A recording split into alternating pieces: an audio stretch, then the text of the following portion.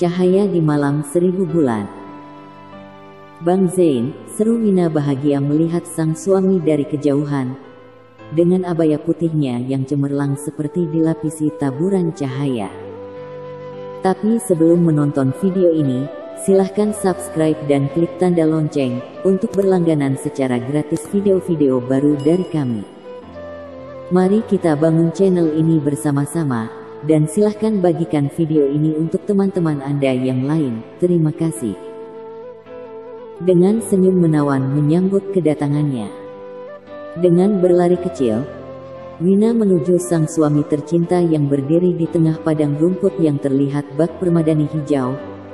Di belakang sang suami terhampar permadani merah menuju sebuah rumah. Bak istana megah Ratu Inggris, bahkan menurutnya lebih dari itu.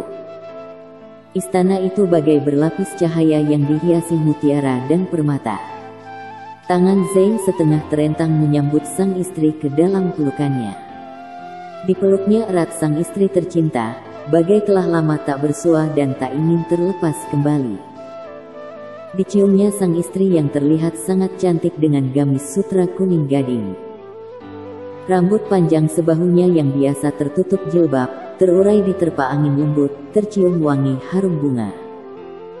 Bibirnya yang biasa terlihat pucat, kini merah, ranum, dan menggairahkan. Benar-benar seperti bidadari tercantik dari surga. Umi, Abi, terdengar panggilan riang dari sebuah jendela lantai atas rumah bak istana itu. Seorang putri kecil cantik bak bidadari kecil memanggilnya, dengan senyum merekah dan melambai-lambaikan tangannya.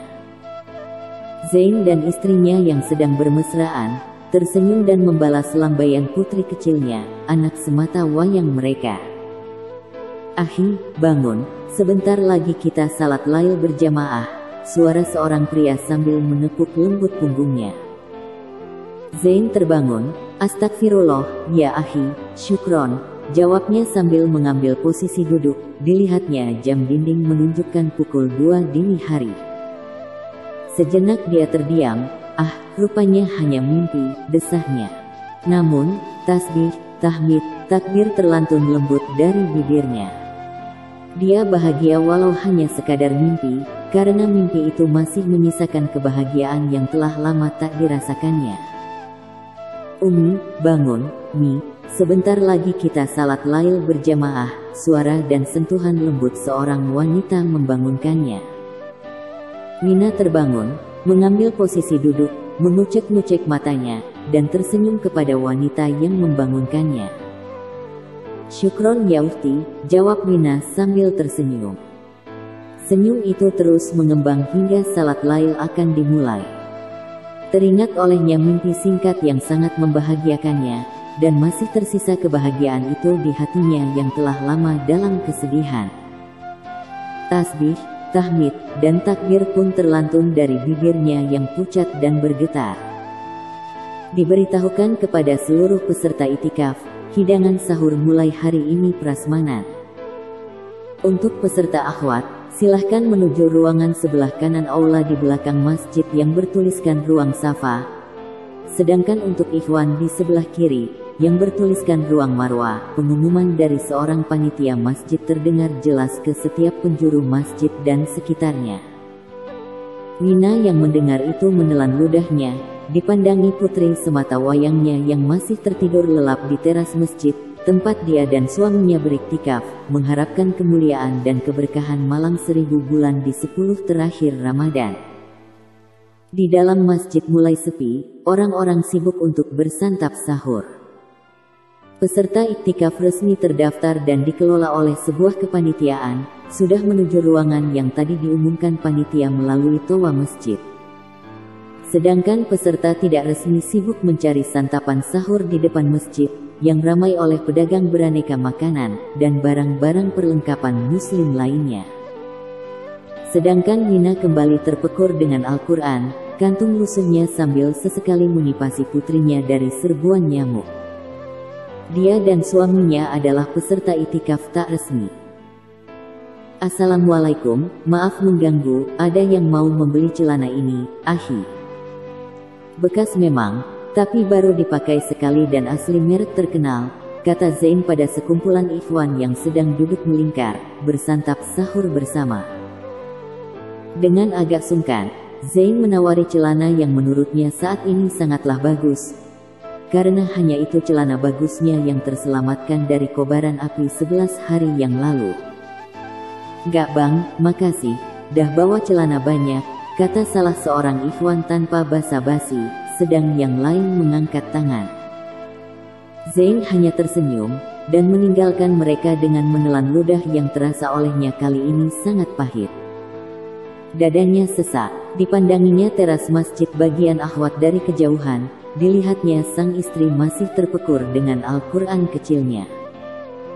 Tak terasa bulir-bulir air matanya jatuh satu persatu. "Maafkan abang sayang," bisik Zain dalam hati. Sebulan yang lalu, Zain di PHK dari perusahaannya. Pesangon yang tak seberapa dipakainya untuk modal berjualan abaya dan perlengkapan muslim lainnya. Namun, Allah memiliki rencana lain untuknya. 11 hari yang lalu, rumahnya yang berada di perkampungan padat penduduk, di Bilangan Senen Jakarta, habis dilalap api dini hari menjelang sahur. Hanya beberapa pakaian layak pakai yang tersisa untuknya, istri, dan anaknya. Karena masih tertinggal dalam ember cucian yang belum terjemur di luar rumah. 2 hari mengungsi di penampungan, menjelang 10 hari terakhir, Zain mengajak istri dan anaknya untuk beriktikaf, agar tak kehilangan momen 10 terakhir Ramadan, yang penuh fadilah, terutama kemuliaan Lailatul Qadar. Karena belum tentu mereka akan bertemu di Ramadan tahun depan. Hari ini, memasuki hari ke-9, Zain bersama keluarganya beriktikaf di salah satu masjid, yang dinamakan Masjid Dawah di Jakarta. Dengan imam dan pemberi tausiah dari ulama-ulama yang sangat dikagumi dan dihormatinya selama ini. Dan, baru 1 kali mereka merasakan santap sahur, hanya berbuka takjil gratis yang selalu disediakan pihak masjid. Mereka hanya menelan ludah serta tumpahnya air mata ketika selesai salat tarawih dan subuh. Ditemukannya banyak kotak berisi nasi dengan lauk pauk yang terlihat sangat lezat, tersisa di koridor-koridor halaman masjid dan tempat sampah. Zain terus berusaha untuk mendapat sebungkus nasi untuk santap sahur Wina, istri yang sangat dicintainya, dan untuk putri kecilnya, yang sudah mulai terserang flu itu. Dari menawarkan celana yang dimilikinya, hingga menawarkan tenaga untuk menjadi kuli, bahkan tenaga cuci piring di kedai sekitar masjid. Namun, tak ada satupun yang membutuhkan tenaganya. Waktu menunjukkan 25 menit lagi memasuki waktu imsak. Ada kepanikan dalam diri Zain. Terpikir olehnya untuk melobi kedai nasi untuk bersedia membarter sebungkus nasi, dan lauk sekadarnya, dengan celana yang baginya merupakan celana terbagus dan terbaik. Dia menghentikan langkahnya, memandang kedai pecel lele di seberang jalan. Tekadnya bulat, dia akan mulai mengiba agar sang pemilik kedai merasa kasihan, dan mau membarter sebungkus nasi dengan celana bagus satu-satunya. Dengan langkah ragu, Zain mulai melangkahkan kakinya. "Astagfirullahalazim, bismillah," bisiknya memulai langkah. Tak disadarinya, dari sebelah kanan jalan yang merupakan tikungan, melaju dengan cepat sebuah sepeda motor dan gobrak. Zain tertabrak, dia terjatuh. Sang pengemudi sepeda motor berhenti sejenak, membantu Zain yang berusaha untuk berdiri. "Afwan ahi, antum nggak kenapa-napa?" "Sekali lagi afwan, ana terburu-buru, ada keperluan mendesak," kata sang pengemudi motor itu mengajak Zain bersalaman. Ketika dilihatnya tak ada luka pada diri Zain, sang pengemudi itu pun pamit, dan kembali mengendarai sepeda motornya dengan laju. Sedangkan Zain masih berada dalam keterkejutannya. Berkali-kali dia istighfar, bertasbih, dan bertahmid. Namun, kunang-kunang di sekitar kepalanya terasa sangat banyak dan semakin sering mengelilingi kepalanya. Tubuh Zain gemetar. Dalam keadaan seperti itu, yang diingatnya adalah bungkusan celana bagusnya, yang akan dia tukar dengan sebungkus nasi untuk anak dan istrinya. Dicarinya di sekitar jalan, diraba-rabanya tanah di bawah pohon rindang pinggir jalan, pencahayaan jalan yang redup dan kepala yang berkunang-kunang, membuat penglihatannya semakin tak jelas. Terus dia mencarinya, hingga ditemukannya bungkusan itu di pinggir comberan, namun isinya tak lagi dia temukan di dalamnya. Dipaksakan olehnya melongok ke dalam comberan, dan memasukkan tangannya untuk memastikan apa yang dilihatnya saat ini. Ya, celana terbaiknya kini telah penuh dengan kotoran comberan, dan berbau busuk. Tubuh Zain semakin gemetar. Zain berjongkok di bawah pohon besar di pinggir jalan untuk menenangkan diri sejenak dengan berzikir.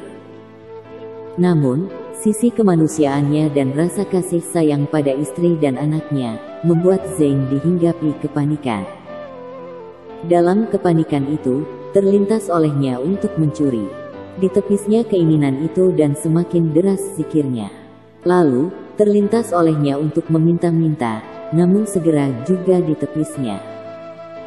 Dia bukanlah tipe seperti itu, bahkan sekadar berkeluh kesah pun tak pernah dia lontarkan pada manusia, selain kepadanya. Badannya semakin gemetar, kali ini dingin menyelimutinya hingga meluluhkan tulang-tulang, dadanya sesak. Zikir Zain semakin deras, dipandanginya langit, dilihatnya hanya satu bintang yang menghiasinya. Dilantunkannya surat Al-Qadar. Sesungguhnya, kami telah menurunkannya Al-Quran pada malam Qadar. Dan tahukah kamu apakah malam kemuliaan itu? Malam kemuliaan itu lebih baik daripada 1000 bulan. Pada malam itu turun para malaikat dan ruh Jibril, dengan izin Tuhannya untuk mengatur semua urusan.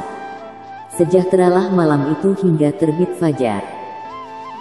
Lalu dirasakan olehnya seakan-akan dihujani cahaya, dengan gemerlap bintang-bintang, terasa hangat dan menenangkan.